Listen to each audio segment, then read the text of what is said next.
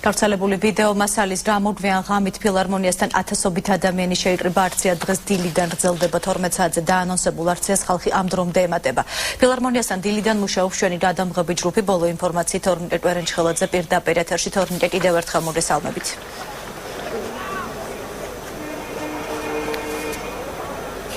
დიახსოფო აქცია ამ წუთებშიც გრძელდება ფილარმონიის მიმდებარე ტერიტორიაზე.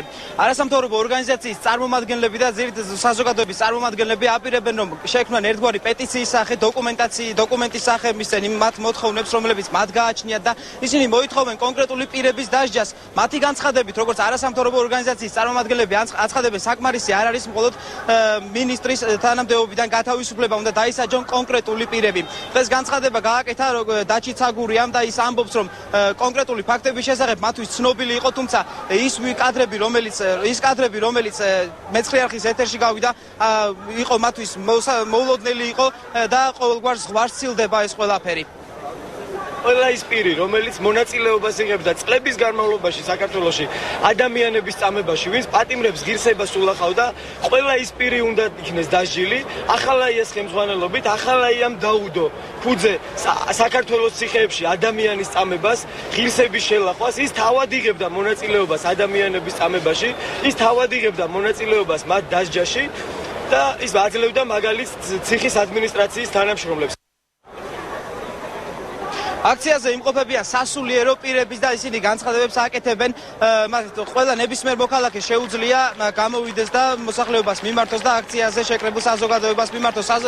სასულიერო პირები აცხადებენ, რომ სულად აღმაშფოთებელია ასევე პრეზიდენტის განცხადებას და ისინი პრეზიდენტის განცხადებას ეხმაურებიან, ის რომ პრეზიდენტი არის გაბრაზებული და არავის არ აქვს იმის უფლება თქვას, რომ მათ ამ ფაქტების შესახებ არ იცოდნენ.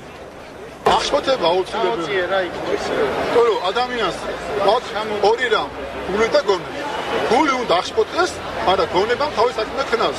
სამართლებრივად, სახელმწიფოებრივად უნდა ვიაზროთ და ამას ჭირდება კარგი რამ, ნიურნბერგის პროცესი. განცხადებულად, საჯაროდ ერის წინაშე უნდა გავიგოთ, რომ ვინ არის ეს ხალხი, ვინ შვება ამას და ვინ ფარველობს ამას. რომ კეთებელი არ არის თავარი ბოროტება. ამის დამგეგმავია მთავარი ბოროტება, ვინც ამის უფლება დაუშვა და ვინც ეს ყველაფერი იცის და მისცა მწვანე ამ ყველაფერზე. არა ის ვინ ამას შვებოდა, ის უბედური ადამიანი არის, ის უბედურია, ის ბოროტია, ვინც ყველაფერზე დაუშვა და ვინც ამ ყველაფერზე მწვანე მისცა. ის არის ბოროტი და ის უბედური, ვინც ამას შვება.